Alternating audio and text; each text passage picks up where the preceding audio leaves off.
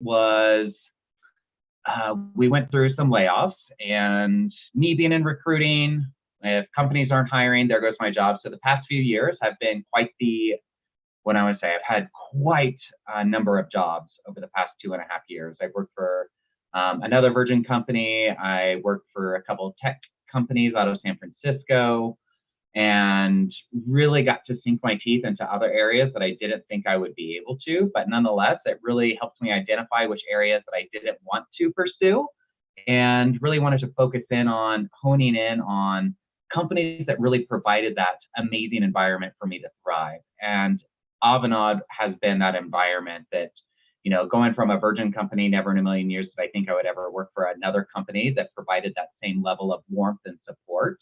And Avanade has been that place. So it has been an incredible journey, going from Kansas up to Wyoming, northern New Mexico, the Mojave, California, now down to southern New Mexico, where I currently am, which is just about 45 minutes outside of White Sands Missile Testing Range, also 45 minutes to Juarez, Mexico. So I'm very much in the borderlands.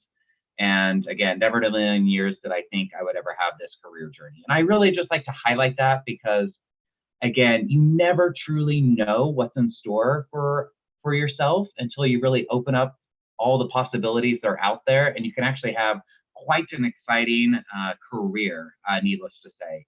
There will be a lot of times when you're down in the valley, but you'll just appreciate being on top of the mountain that much more. So don't get discouraged.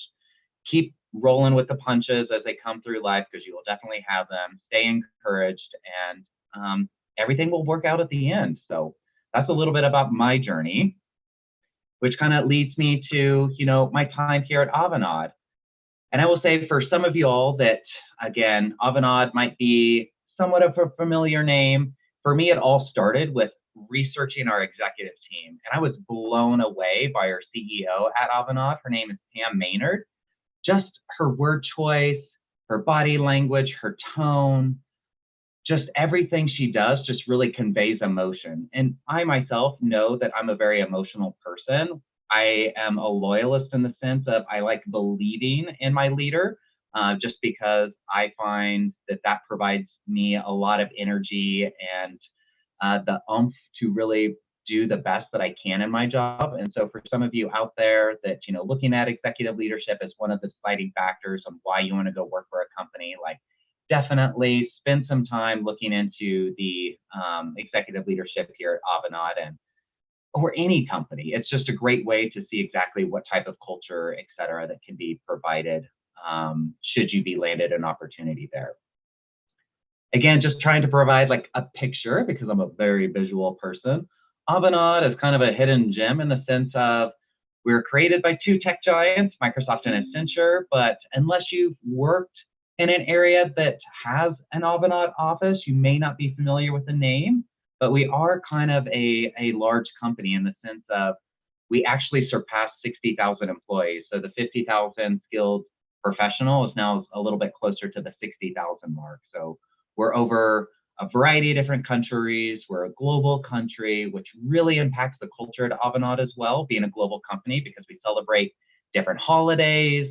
And we just really want to attract like-minded people in the sense of, what they can add to the company. And at the end of the day, we want to have that like-mindedness and sense of, that human connection, being kind, honest, humble with one another, et cetera there. So that's how I would really, describe Avanade in a nutshell, aside from the fact that we are a very large consulting, very technical based company there. So that's kind of the rundown of Avanade and myself. Any questions or anything that I can elaborate further on at this point?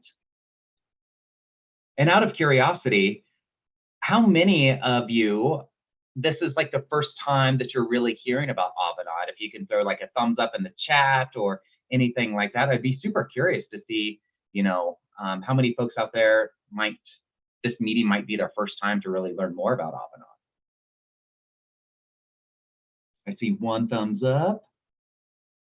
Great. All right. Well, no, that's great. I always find, anytime that you may have not heard about a company, to be kind of like delightfully surprised. And I say that Avanade is kind of one of those instances where it is delightfully surprising when it comes to hearing about what else is out there.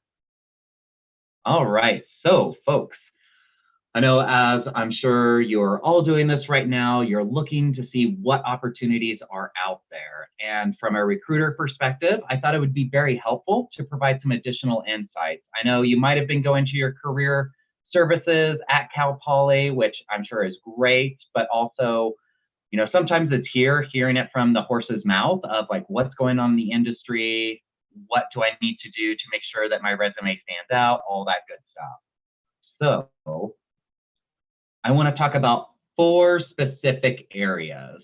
So first and foremost, at the end of the day, when you look at your resume, how does it look to you? For most university students and recruiters, we don't expect you to have multiple pages worth of a resume. And in fact, that's not encouraged. What we especially kind of expect for early talent folks, interns, recent graduates, is to really have, a one-page resume. And that'll go back to some of the insights that I'll get into here a little bit later in our conversation. So it's very good to, make sure that your resume is like 1 page in length. It's always advisable to not have any more than 1,000 words, which by that point you're getting into a 2-page resume. So ideally 500 words per page is best. We want to make sure that you're also taking into consideration the font and the format. Anytime you use different fonts, it can be a little bit confusing when we're going through. It's okay to have different sizes for like titles or subject lines, etc., but it's very important to keep the font very much the same throughout the entire resume. We see a lot of resumes day after day, and again, it's just very easy. It's easier for us to read when we do see a resume. It really doesn't matter if it is a Word or a PDF. Again, if it is a PDF, it's kind of nice that, nothing can be changed at that point. So when you upload a PDF, it's just like nice and clean. I myself prefer a PDF, but it doesn't necessarily matter at the end of the day. I would just make sure that you don't have like any graphics or any type of, word art or anything like that that might make it wonky should your resume be uploaded to a system that doesn't necessarily read those things very well. It's always going to be best practice to have your most recent places of employment, your most recent projects first and foremost. Your education ideally needs to be at the top of the resume, especially for early talent. That's going to be one of our big qualifying factors right out the gate. So if we can see that, hey, you have a bachelor's degree in the technical areas we want, perfect, great. We'll continue moving on and reading through your resume. It helps save us time coming from the recruitment side. You also want to make sure that you do tailor the job that you are indeed applying to. I know for some of our folks in university, we kind of go back and forth of what should we list for our accomplishments, projects versus work-related experience. Here at Avanade, we really appreciate the fact that, if you have projects, by all means list them, but also if you're working, as a barista or at Domino's, we love seeing the fact that, a person is working a full-time job, just because we see that as a way for you to help build up some of those soft skills. And okay, now we realize that you know what it's like to have a manager, you know what it's like to have customers, you know what it's like to have upset customers, and you're trying to fix the problem. And especially here at Avanade, we really value those soft skills. So anytime that we can, pair your technical expertise with real world work exposure, that is always going to be a nice selling point for us. Now, some of you all might be familiar with cover letters and references. Don't waste your time putting those together unless the job asks for it. It already takes a great deal of time to research a company, apply, and tailor your resume. Adding references and a cover letter to the mix is just, I don't like it from a candidate aspect, because you spend so much time to maybe not even hear anything back from a recruiter. So again, unless the position asks for it, there's no need to provide it. I'll touch base on this a little bit more in our insights towards the end of our call so far. So any questions with these 4 main areas that I just touched based on? out of curiosity, just from what I highlighted on the resume, are any of you already thinking, hey, I need to go back and retweak my resume? Feel free to raise your hand or put a thumbs up. Oh, I see Kayla, Yeah. your team's got a question. Yeah. Yeah. First of all, are you able to hear me fine? Yep, sure am. All right, cool. Yeah, we're just testing out the equipment here, but yeah, we have someone in the audience that would like to ask a question. There you go. Oh, hi. I just have a quick question about cover letters and how important the cover letter is and how long or what we should mention that. Is that because I know that I put almost everything on resume. So what the cover letter should give more detail on, maybe the project or something. And few position I apply, they ask for letter of recommendations. How important that is, and what would I ask my professor, or who would I ask to write me a letter of recommendations? Yeah, thank you. Absolutely. So great question. So in terms of like when it comes to a company asking for letters of recommendations or references, by all means, you want to keep it very professional. And we also know that you are a student. So more than likely, some of those people will be professors, which is A-okay to add. You can add any people that you've worked with or people in your network. I always find it very helpful to start networking with people on LinkedIn. Meeting people face to face, even if it is like, a project lead that you worked with while in university, you can list that person's name. Again, I personally, if the job asks for it, great. But my perspective is I don't ask for references just because I know that you're only going to give me good people that are going to say good things about you. So why would we spend extra time going down that route? But needless to say, if there are companies that are asking for it, you do want to provide their name, where they work, their job title, and a way to contact them, whether it's email or by phone. Now, for cover letters, you don't need to upload a cover letter unless the job specifically asks. Now, some jobs, especially on the government side, I'm using them as an example, they'll want to have you put together a cover letter, and they'll want you to address how you meet each qualification. Now, this is where your cover letter will be like, hey, do you meet the technical areas required for this particular position? And this is where in your cover letter, you will need to address how you meet each of those technical requirements within that cover letter. Here at Avanade, especially early talent, I will tell you right now, I do not read cover letters just because I go through so many resumes on a daily basis that I just simply don't have the time. And I want to make sure that you make the most out of your time, especially when it comes to the candidate experience. Have those cover letters ready for when the job asks for it, but otherwise, don't feel pressured that you need to provide a cover letter. Does that answer your question? Yeah, it does. Sorry, just have to unmute. Oh, perfect. Any additional questions? We got another question. I remember you mentioned that your company value the soft skills, right? So Yeah. between the technical interview and behavioral interview, which one had more weight? Would that be technical interview or would be the same scale? I would say it's 50-50. Another great question, just because we want to make sure that you can technically do the job, but also since we are a consulting company to where a lot of the work we do is going to be client customer facing, we want to know that you're able to communicate effectively with that client as well as other people on the team. So this is where if you can do the technical, but not the soft skill portion, that's where, unfortunately, we would probably not advance you along in the process. So it's going to be a 50-50, and they're both going to be equally important for our roles here at Avanade. And can you give us more detail about the interview, like how many interview we have to been through? Because I talked to one of the student on campus last semester, and he told me that he got an internship at Avanade. And I asked him, like, what is the lead code question you got? He told me that your company didn't add any lead code question, and it surprised me. No coding questions. Is that popular, or it depending on like if you're a freshman, or depending on the position that you apply for internship, your company technically don't ask for lead code question? Gotcha. I'm actually about to segue into the interviewing portion, so maybe I'll be able to answer more of those questions here in the next slide or two.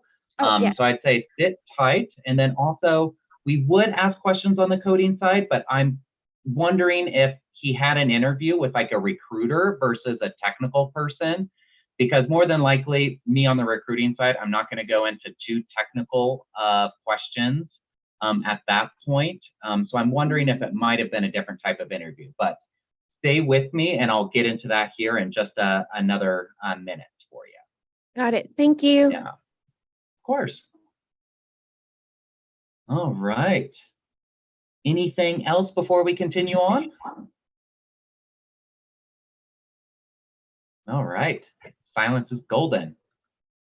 So real quick, before we jump into our interviewing portion, I just want to kind of like highlight of, when I mean that I don't really spend a lot of time on cover letters, and it's because goodness gracious. So I had, to give you a data point, I had posted 5 entry-level roles, and within 5 days, I had over 1,200 applicants.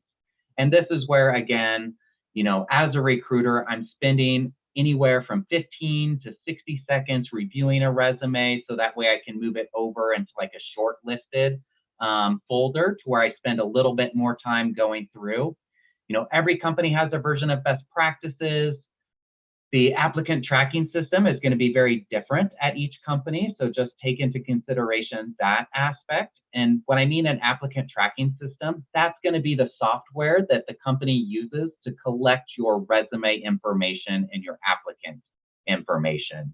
Now, if you don't meet the minimum requirements or work eligibility, you may never even hear from a recruiter. So it's very important to only apply to positions that you at least meet the minimum requirements and their work eligibility, because that will be a big factor of whether or not you even hear from a recruiter. We also love here at Avanade, we love seeing unique characteristics. We love seeing, if a person speaks multiple languages, or they have work experience under their belt, they've done any self-initiatives, any certifications, etc. Like, by all means, feel free to toss those unique characteristics down towards the end of your resume, because it's always, kind of a nice little flair to see about an individual at the very tail end. All right, so getting into the interviewing process, we'll be talking a little bit about both the technical and behavioral side. So here at Avanade, for our intern and recent graduate positions, should you make it to the first step in the interview process, it would be with a phone call with myself, and it'll typically be about 45 minutes where I'll really spend a lot of time diving into your background, asking you some generic HR questions, but also like, why Avanade? Tell me what you find to be the most interesting thing you learned about Avanade that, kind of prompted you to apply to the position. I'll be asking questions about, your most favorite project, how you decided on your degree, what's a technical challenge that you had to learn on your own, just to kind of scratch the surface of the interview process as well. This will be a perfect time for you to also brush up on your elevator pitch. It's going to be extremely helpful just in terms of coming to that interview, seeming like you're interested, you're an excited candidate, etc. And also, just as a little tidbit, we can also tell when you're reading pre-written responses on your screen. So if there's any way that you can, practice beforehand, it doesn't have to be anything super complex, but your elevator pitch really needs to be coming from like the heart, so to say. That should be something that you're able to rattle off and get excited about right away. So it can be like talking about how you grew up, some of the challenges you faced, the school that you ended up going to, what you're currently working on, what you would ideally like to do. So it just gives us a little flavor of who you are as an individual. Now, your resume is also going to be an area of focus during that time. at which point the recruiter will be diving a little bit more into some of those details on your resume. Should that interview go relatively well, you will be advanced to a second and final interview. That's usually a two-part interview. And this is where we will quiz you on your technical capabilities and then your behavioral abilities. So it'll be a combination of seeing if you are indeed coming to the table with the technical fundamentals. We don't expect you to know everything because you are indeed in university and you're getting a lot of the fundamentals at this time. So we'll basically be asking you questions that will be, if it's Python specific or Java specific, it's nothing going to be too complex, but we want to see that you at least understand those languages, etc. Now, the behavioral aspects, this is something that you can even do a quick Google search on of just like, hey, what are some standard behavioral interview questions? And this is where Google will pull up, a list of different questions. I say, lean into whatever Google suggests you to practice, because that'll just help prepare you for more of the behavioral style questions. And at the very end, there'll be a wrap up. We'll talk about next steps. We try and keep the process moving as quickly as we can, just because we know that you're a candidate, you're probably tossing your name in multiple hats out there. And so you're talking to other companies. And at the end of the day, we want to make sure that, we don't wait too long, so to say. But this is going to be a high level overview of the interview flow. Now, you probably have more questions about what is the purpose of the technical interview, because understanding the behavioral portion seems more straightforward. But the technical portion of the interview, we want to really assess your technical aptitude. Getting to the solution is great at the end of the day, but we want to hear your thought process. Walk us through how you solve a particular technical problem. We want to hear, how you handle difficult situations. If you need a backup, go a different route. Getting to the solution is great, but hearing about the journey just really opens up a great deal of insight for us at the end of the day. So listening how you problem solve is going to be very important to the technical interview aspect. Any questions about the interview process so far before we jump into kind of the etiquette, researching, etc.? Yeah, I have a question, Lucas. Yeah. I was just wondering, since I kind of wanted I guess an insider information, when you're on the call with a candidate and you said you could tell when they're reading from a script, how do you feel about candidates who aren't reading from a script but are extremely nervous? You could just hear it in their voice. Is they're trying really hard, but they might not be, I guess they're not talking very smoothly? Great question. I will say that we all, especially on the early talent team, we know that when we interview early talent candidates, especially still in university, we kind of expect them to be nervous right out the gate. And that's not something that we count against them. And if they're looking at the camera, etc., I actually weigh that a little bit higher in my book, because they're at least trying to do their utmost best to keep their face centered on the camera, provide me an authentic answer. It's okay to look at the screen if you need just some quick tips of what to talk about, but I do not take nervousness as a deal breaker one way or another. Because again, this might be your first interview that you've ever had, and even when you get to the final interview stage with our technical experts, we even bring that up to them of just hey guys, just so you know, you're interviewing interns. These are not 10-year senior professionals. Some of these individuals, this will be their first big interview. So again, just take that to heart, try and keep it a warm, interactive environment, etc. And again, we kind of expect our folks to be nervous, and we don't count that against them. And that makes sense. Thank you. Of course.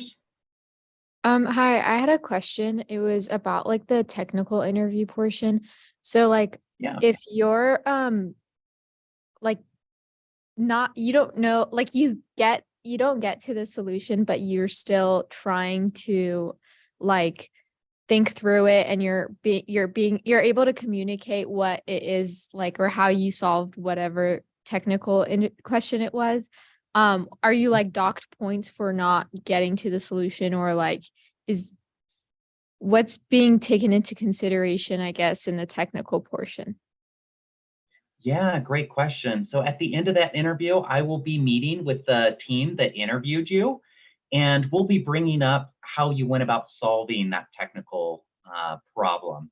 And there are times to where some of our folks don't make it to the final solution, but we also talk about, can this candidate actually get to that solution? Because we also know there's only so much time allotted for that interview.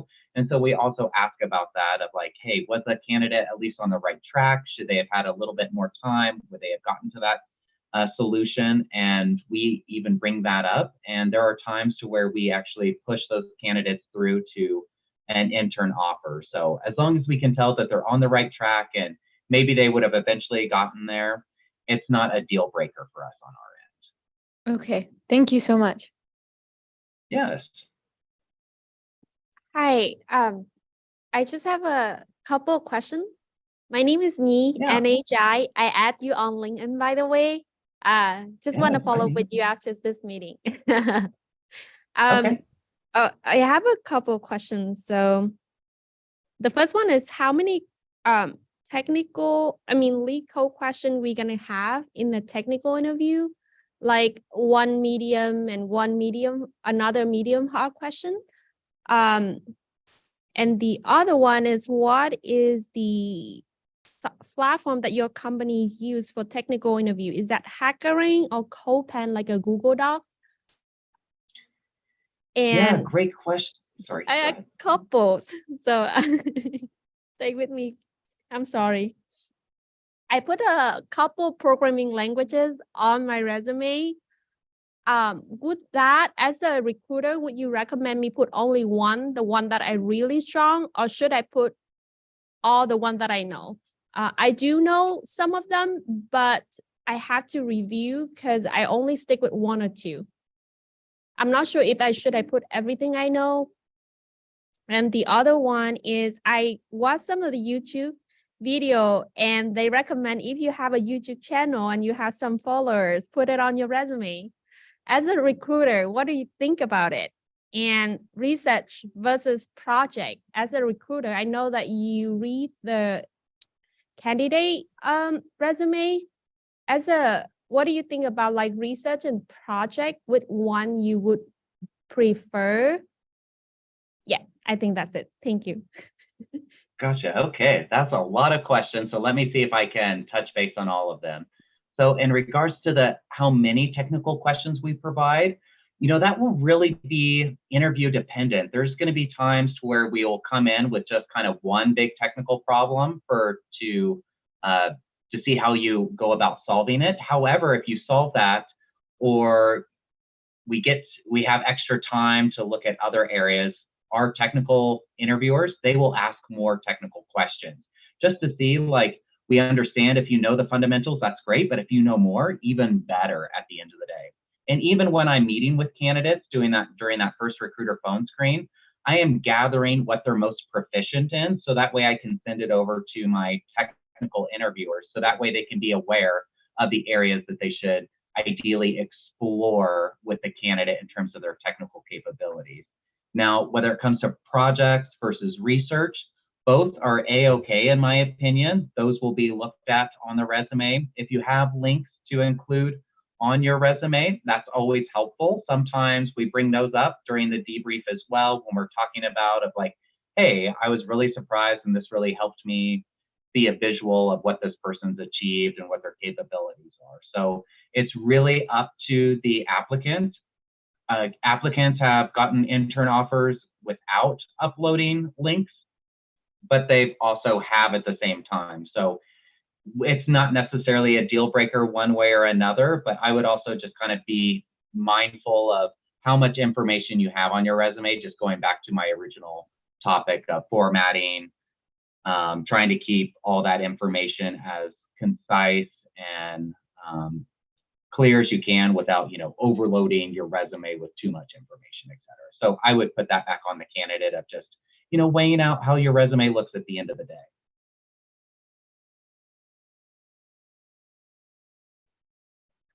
Yes. All right. And how about the platform that you're going to use? Is that going to be a hackathon? Yeah, so it depends. Some of our technical interviewers, they do whiteboarding. So they'll give you, a problem to solve, and they just want to watch you go about solving that particular coding problem. And so that's one way. They kind of have their own preference. And this might be something that I can revisit at a later date, just in terms of some additional platforms that we utilize for testing our candidates' technical capabilities as well. So that would be in person for the second interview. It would be done virtually. So we would just have you pull up a screen and you would share that. So that way the interviewer can watch you go about solving that particular problem. Got it. And the question about programming languages. So should I put one or two programming languages that I really comfortable using and I focus on a lot, or should I put the other I do know but not really proficiency in that programming languages? Yeah, and on your resume, what you can do, which is always super helpful to us recruiters, is you can put your technical languages that you know, but you can list which ones you're most proficient in or beginner at as well. So we also know that you're probably getting ready to take some classes on some of those languages that you're not most proficient in. And by the time you start your internship, you might be more intermediate at that point. So it's great to even clarify which ones you're most proficient in versus beginner. Thank you.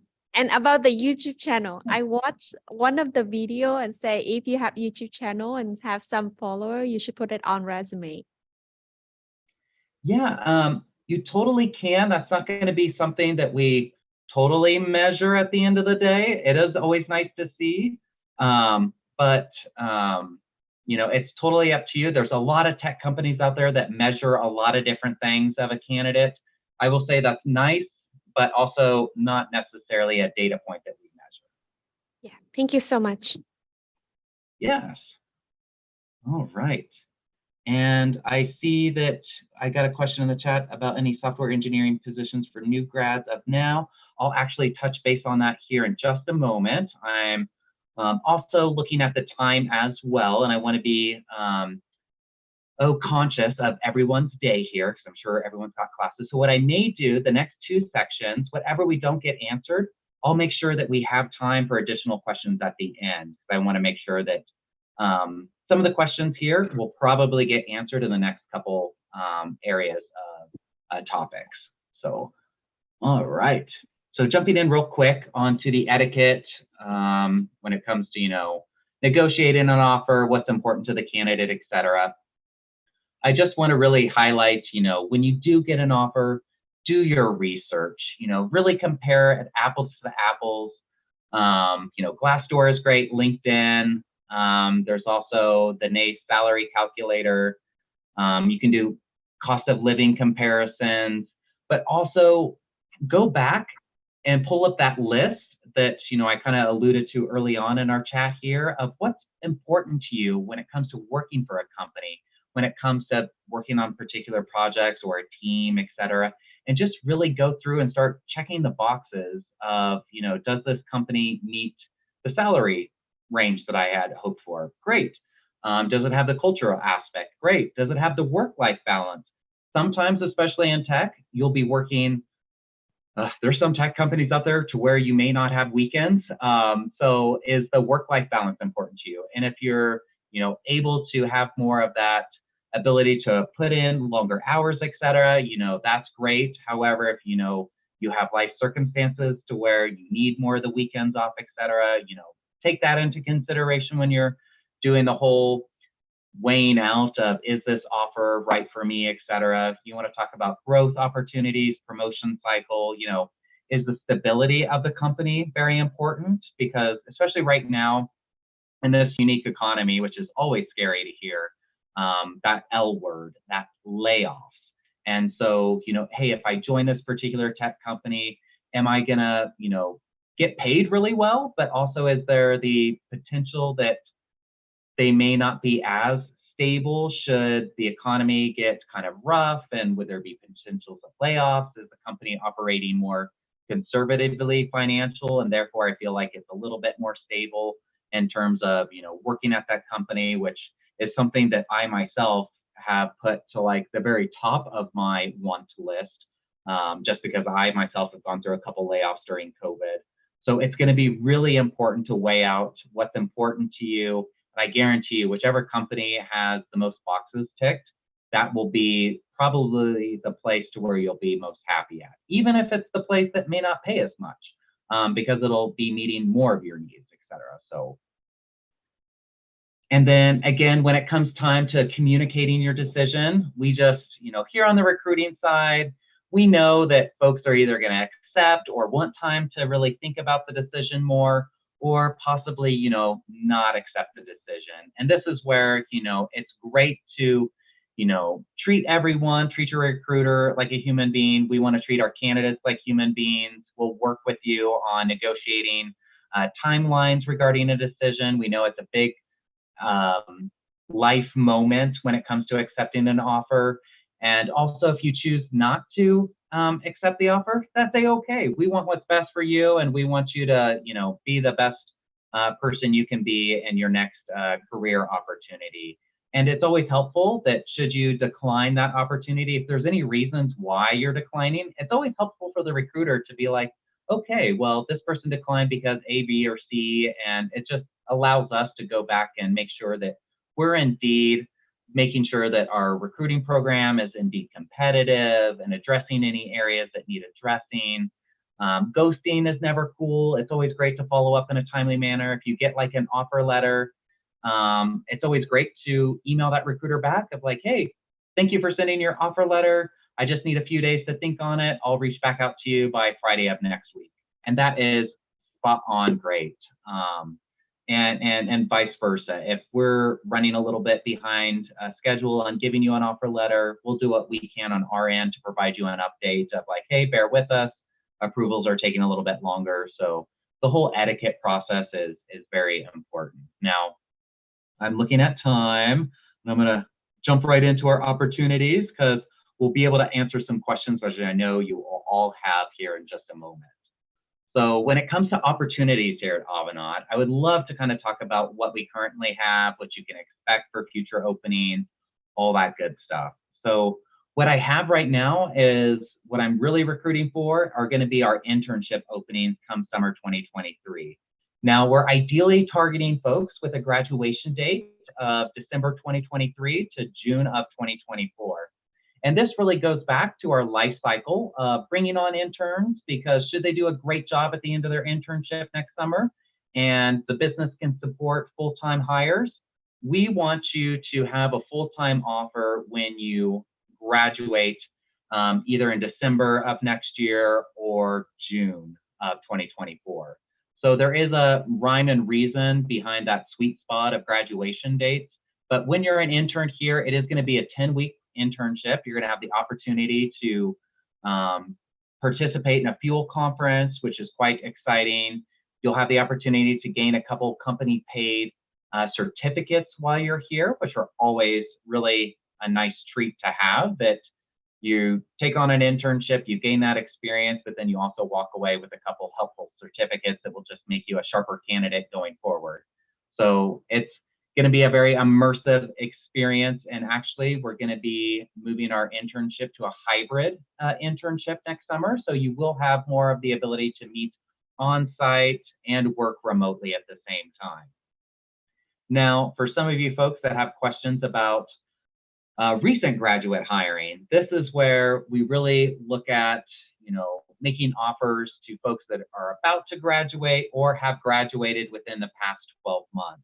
There's a lot of great opportunities. And when you join as a recent graduate, a full-time hire here at Avanade, before you even hit the ground running, we put you in a 5-week onboarding course called our Ignition program.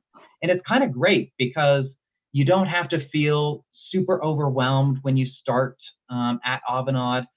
I like to use the analogy, we start you in at the shallow end of the pool. It's not to say that you can't automatically start swimming in the deep end of the pool. We just want you to get familiar with how the water temperature feels, where the exits are. We want you to know the name of the lifeguard. We want to give you all the tools to be successful. So that way, once you get turned over to your team full time, you know how projects are assigned, who to reach out to for help. You've already worked through all the technical points of access and making sure you're good to rock and roll. So our onboarding for our recent graduates is actually quite a selling point, because even though it might seem like that's a long time for an onboarding program, we just want to make sure that you are comfortable and successful for when you hit your role full time. Now, again, here is going to be a high-level overview of comparing our interns. We want the graduation dates ideally between December 2023 and June 2024. It's a 10-week paid internship. It's all West Coast located. We're going to be looking at your technical backgrounds, but for the most part, it's going to be within computer science, data science, for the majority of them. And then for our analysts, ideally right now, we're looking at folks that recently graduated between June of 2022 and then next June of 2023. And this is where I highlight that it is the 5-week onboarding program. For interns, you are assigned a mentor, which is always fantastic. For our recent graduates, you're not only assigned a manager, but you have a buddy, which is basically your mentor, and then a career advisor. So someone that really challenges you on your career goals, your goals here at Avanade. If you have any personal goals, they help you think big picture, which is extremely helpful during your time here at Avanade. So I know we've got about 6 minutes or so here, and I'm able to go a few minutes over. Here again is the last slide. If you haven't already registered, I would recommend to, scanning that QR link and, registering for today's event, so that way I can keep track of who all was able here to participate. Now, I'm going back into the questions, and I see Lim. Are there any software engineering positions open for new graduates right now? I want to be very transparent. At this point, we have already filled all of our current recent graduate analyst roles for 2023. However, there may be some more opportunities coming available in spring of 2023. I just don't know if I will or will not at this point. But unfortunately, at this time, if you go onto our career page at avanade.com, you won't see any current intern postings or our entry-level recent graduate postings. And that's primarily because I'm just trying to work with all the candidates that I've already received, so that way I can process those in a timely manner. And then should I have any remaining openings, I will then open them back up and put them available on our careers page. So if you haven't gone in and created job alerts, I would most likely recommend doing that as well, because it's always great to being quick to the punch. As I mentioned, I had 5 entry-level roles posted within 5 days. I had over 1,200 people apply. So the quicker you can apply, the more likely you'll be seen. All right, so that's what I have here for today.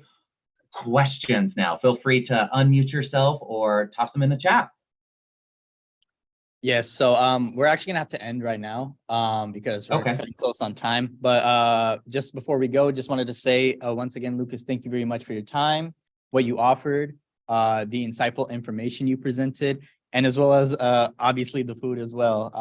I'm pretty sure our audience members enjoyed what you presented, and obviously the refreshments that you were able to provide. So just wanted to express my gratitude on behalf of CSS, and thank you very much. Yes, you're most welcome. Thank you so much for having me, Keaton and Shirlene. If you have any questions in the meantime, feel free to reach out to me. You can ping Shirlene and she can forward the questions my way. So thank you all very much. Have a